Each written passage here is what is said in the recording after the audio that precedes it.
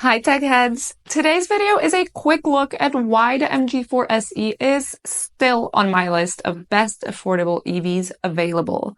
So yes, it has several issues, some of which are quite annoying, and yet most MG4 owners still love these idiosyncratic, sometimes slightly unpredictable rides. But why? So today I'll give you 5 reasons. As you may know, the MG4 is one of the best-selling EVs in the UK, the EU, and also Australia.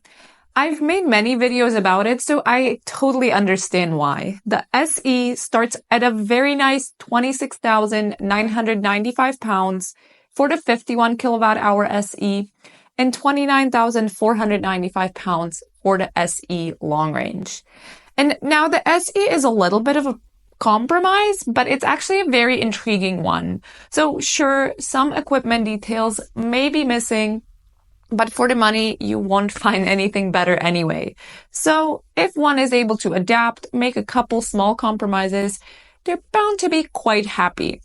What about you? Would the MG4 SE be enough for you, or would you rather pay a few £1,000s extra for some more equipment? The number 2 reason has to be the drivetrain. So this is a huge advantage of the MG4. It has the motor in the rear and also rear-wheel drive, which is much better for EVs than front-wheel drive.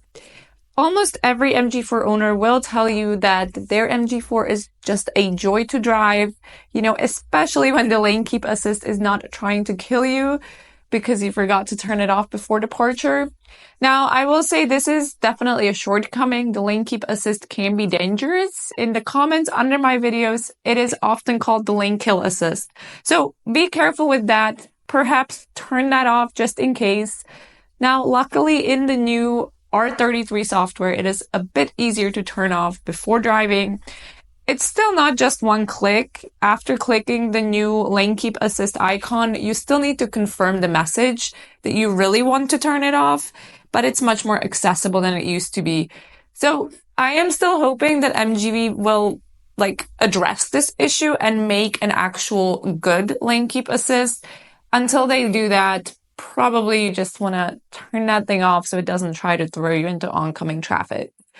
But despite even that issue, it is still lovely to drive. You just got to remember to take that extra step and turn it off before you drive, unless you're one of the lucky ones who doesn't have a killer lane keep assist. The number 3 reason is infotainment. The MG4 is sometimes called a small Tesla because its infotainment is a bit reminiscent of a Tesla, if you squint your eyes a bit. I do have to give this to MG. They have been working on the software since the beginning, and even though OTA updates are not functional yet, their launch is planned soon. One French MG4 owner even successfully installed an OTA update, probably as part of some testing or something. But basically, a large part of the feedback from my video that I'll link above has been addressed in the new R33 software. So I think that's great. If MG would further improve their communication regarding software, I do think owners have a lot to look forward to in the future. I just saw screenshots of the infotainment in the Chinese MG4 version, and there are some new features that are quite interesting, like the 3D display of the car when you're turning on the 360-degree camera. There's a Sentry mode that's similar to the Tesla, and a few others. So maybe we'll see those on our market as well. I think that'd be cool. The number 4 reason is range. So having the MG4 SE means having one of the most affordable EVs while still getting about 185 miles or 300 kilometers of real range from the 51 kilowatt-hour battery, which is very good. On top of that, it has an LFP battery, which is not affected by charging to 100%, like some people are afraid of doing with the lithium-ion batteries.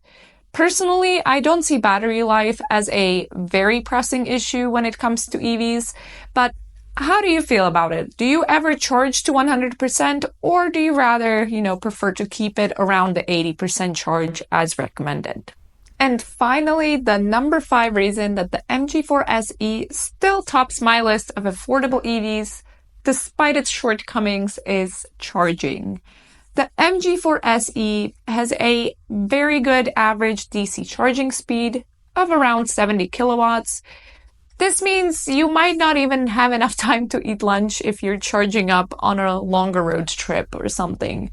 It would only take about 30 minutes to charge from 10 to 80%. On the other hand, if you're not afraid to charge to 100%, that would take about 45 minutes, which does seem just long enough to get lunch, doesn't it? So, of course, that's another advantage of having an LFP battery. You simply don't have to worry about it. So here we are again. The MG4 SE is still the leader among affordable electric cars.